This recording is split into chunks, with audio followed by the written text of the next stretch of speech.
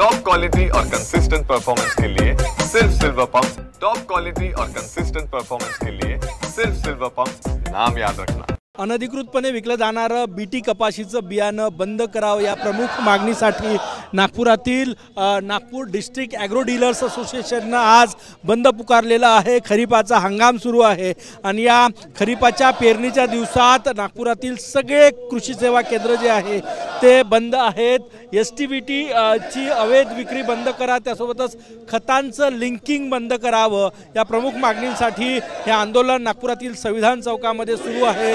विदर्भातील नागपूर आणि वर्धा जिल्ह्यामध्ये हे आंदोलन जे आहे ते या ठिकाणी सुरू आहे। आपण यांना विचारूया की सर काय मागणी आहे, कशासाठी आंदोलन? ह्या आंदोलनामध्ये जे अनधिकृत बियाणे एसटीबीटी म्हणून एक मिनिट अधिकृत बियाणे जे कापसाचे बियाणे अधिकृत बियाणे बीटी म्हणून जे एचबीटी शेतकऱ्यापर्यंत पोहोचली आहे त्याची झळ पुष्कळ म्हणजे आमच्या या व्यवसायावर पडलेली आहे। जे आम्ही शासनाचा लायसन्स घेऊन शासनातला कशासाठी हे बंद पुकारलेलं आहे तुम्ही? खरीपाचा हंगाम आहे। आमच्या 4 मागण्या आहेत। मुळातल्या एसटीबीटी बियाण्याची विक्री जी अवैधरित्या एजंटच्या मार्फत चालू आहे गावागावामध्ये, ज्याला परवानगी नाही आहे, त्याच्यामुळे रेग्युलर बियाणं जे बीटी बियाणं असतं ज्याला परवानगी आहे ते विकल्या नाही जाऊन राहिलं, त्याला विरोध म्हणून आम्ही हा बंद पाळत आहे। दुसरं आमचं असंच अवैधरित्या कीटकनाशकाची विक्रीसुद्धा एजंटच्या मार्फत गावागावात शेतकऱ्याला केल्या जाऊन राहिली, त्याच्या विरोधात आमचा हा बंद आहे। खतासोबत येणारी लिंकिंग जे प्रामुख्याने रासायनिक खतं आहे, जी मूळ 50 किलोच्या बॅगमध्ये सबसिडाईज खतं आहेत, त्याच्यासोबत येणाऱ्या लिंकिंगच्या विरोधात आमचा हा बंद आहे।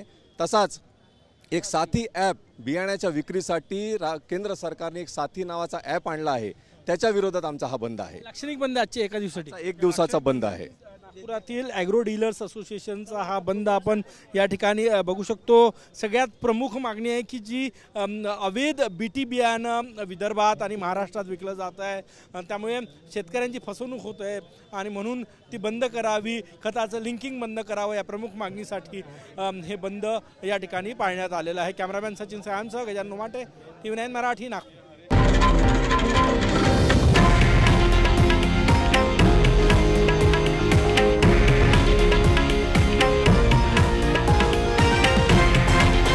हे आहे देशातील नंबर 1 न्यूज नेटवर्क आणि आपण पाहत आहात TV9 मराठी, एकमेव।